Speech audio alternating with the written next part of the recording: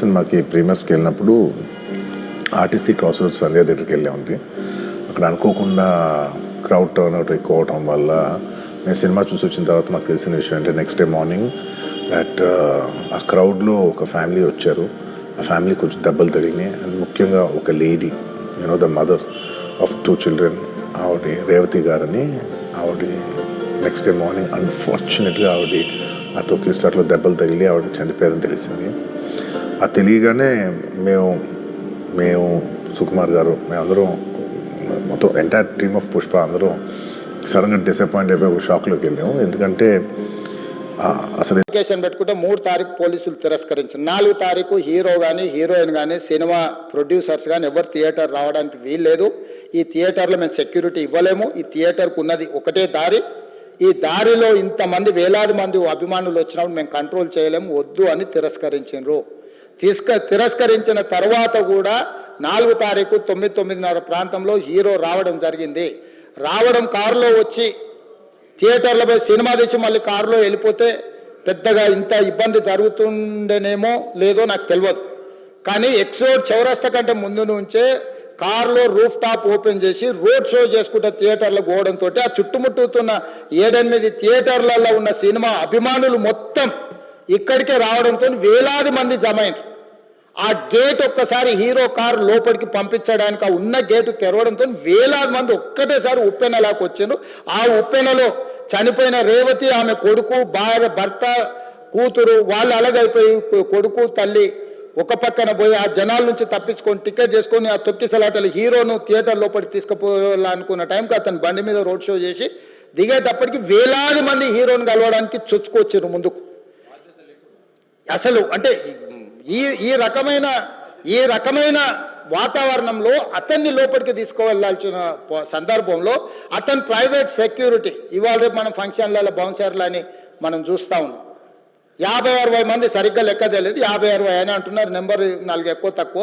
ఆ బౌన్సర్లు అందరు మీదికి వచ్చే అందరు అభిమానులను విపరీతంగా అడ్డంగా ఎట్లా పడితే అట్లా తోయడంతో అటు నుంచి అభిమానులు హీరోని చూడాలి, కలవాలని ఒకవైపు నుంచి వాళ్ళని హీరో దగ్గరికే రానియొద్దని ఆయన ప్రైవేట్ సెక్యూరిటీ వెనక్కి నెట్టడం వల్ల ఈ తొక్కిసలాటలో హీరో థియేటర్కి వెళ్ళి లోపలికి వెళ్ళి చూసినాక పోలీసులు ఈ మొత్తం క్రౌడ్ని ఈ మొత్తం అక్కడ ఉన్న జమైన జనాలను అందరిని కూడా తీస్తే ఒక తల్లి కొడుకు అక్కడ శవాలుగా పడి ఉన్నారు.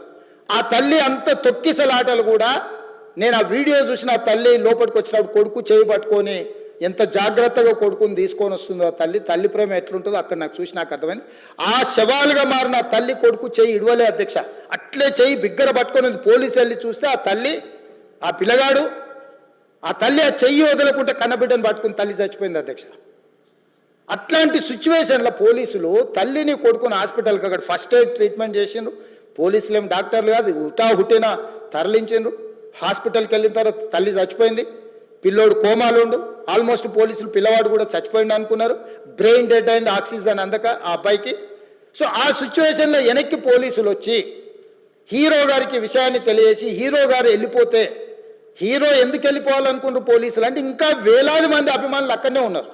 హీరో గారు థియేటర్లో కూర్చొని ఉండడం వల్ల, సినీ ప్రముఖులు ఉండడం వల్ల ఈ బయట జమైన వేలాది మంది అభిమానులు అక్కడి నుంచి పోకుండా అక్కడనే ఉండడంగా థియేటర్ లోపల కూడా బాల్కనీలో టాప్ బాల్కనీలో హీరో కూర్చుంటే కింది నుంచి పై వరకు వెనక్కి తొక్కుట పైకెక్కి హీరో చేతులు కలపాలని కోతులు ఎగబడ్డట్టు, కోట మీదకి కోతులు ఎగబడ్డట్టు ఉల్టా పైకి తొక్కిసలాట జరిగింది అధ్యక్ష.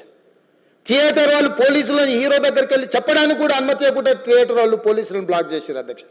ఎప్పుడైతే హాస్పిటల్లో తల్లి చచ్చిపోయిన పిల్లగాడు కూడా ఆల్మోస్ట్ చావు నోట్లో ఉన్నాడు అని తెలిసి పోలీసులు వచ్చి ఏసీపీ వెళ్ళి చెప్పడానికి పోతే థియేటర్ సిబ్బంది లేదు హీరో దగ్గరికి వెళ్ళడానికే వీళ్ళదని చాలాసేపు పోలీసులను కూడా హీరో దగ్గరికి పోనీయలేదు అధ్యక్ష వాళ్ళ ప్రైవేట్ వీళ్ళు.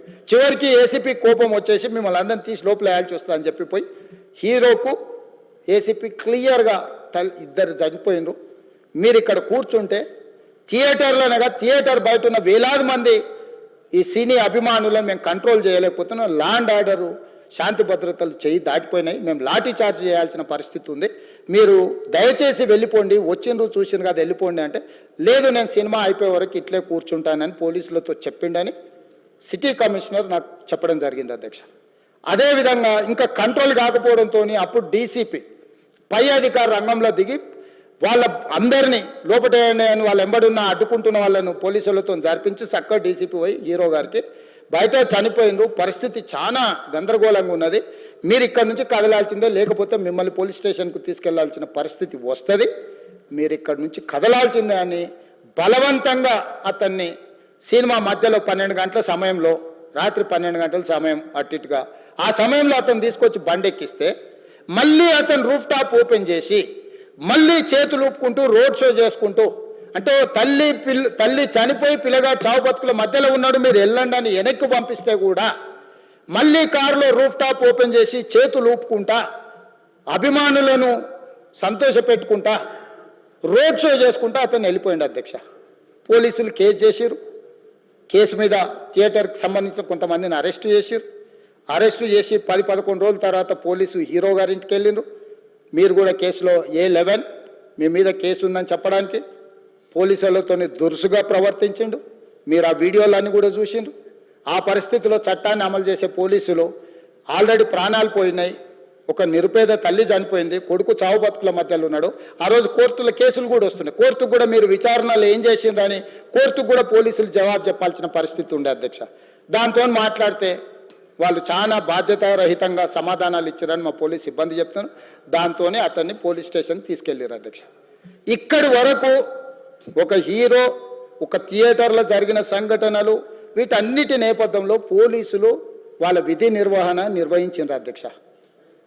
ఎప్పుడైతే అతను పోలీస్ స్టేషన్కు తీసుకెళ్ళిరో కొన్ని రాజకీయ పార్టీలు పైశాచికంగా ఎంత నీచంగా నన్ను తిట్టుకుంటా పోస్టులు పెట్టినరంటే, అంటే तेलंगाना समाजम लो मलकपेट बलाला साहब के कॉन्स्टिट्यूंस के वोटर है उन लोग, मलकपेट के छोटे नौकरी, उसका नौकरी अकबर साहब वो 30,000 नौकरी करता है, उसके परिवार में कोई कमाई नहीं है, एक टिकट 3,000 रुपये में खरीदा, वो बच्चा उनका फैन है बोल के उनके परिवार 12,000 रुपये रखकर 4 टिकट खरीद के पिक्चर को गए. 30,000 महीने को कमाने वाले నెలకు 30,000 జీతంతో పనిచేసి ఒక ప్రైవేటు చిన్న దాంట్లో ఉద్యోగం చేసుకునే తండ్రి తన కొడుకు ఆయన అభిమానాన్ని కుటుంబము 12,000 రూపాయలు, 3,000కు ఒక టికెట్ 12,000 రూపాయలు పెట్టి సినిమా థియేటర్కి వెళ్తే థియేటర్లో చనిపోతే చనిపోయిన 11వ రోజు వరకు వీళ్ళు ఎవరు హీరో కానీ ప్రొడ్యూసర్ కానీ ఎవరు కానీ ఆ కుటుంబాన్ని, చనిపోయిన కుటుంబాన్ని కానీ హాస్పిటల్లో చావు బతుకుల మధ్యలో ఉన్న పిల్లవాడిని పరామర్శించడానికి కూడా పోలేదు అధ్యక్ష. ఇది ఏ రకమైన మానవత్వం అధ్యక్ష, నాకు అర్థం కాలే.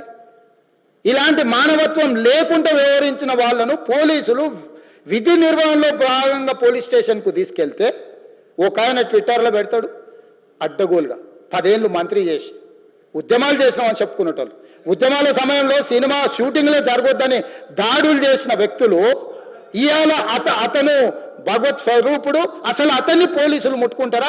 అసలు ఈ రాష్ట్రం ఏమైపోతుంది? ఈ రాష్ట్రం ఉంటుందా?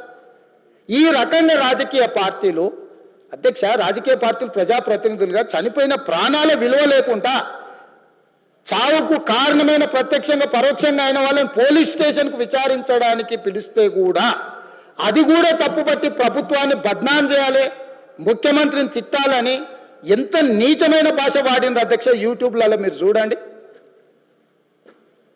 నాకేముంటుంది అధ్యక్ష, ఏంది ఆ సినిమాకు స్పెషల్ రిలాక్సేషన్స్ ఇచ్చి ఇవాళ సినిమా ఏదైతే వ్యాపారం చేసిందో సినీ పరిశ్రమను ప్రోత్సహించాలని మొదటి వారం అత్యధికంగా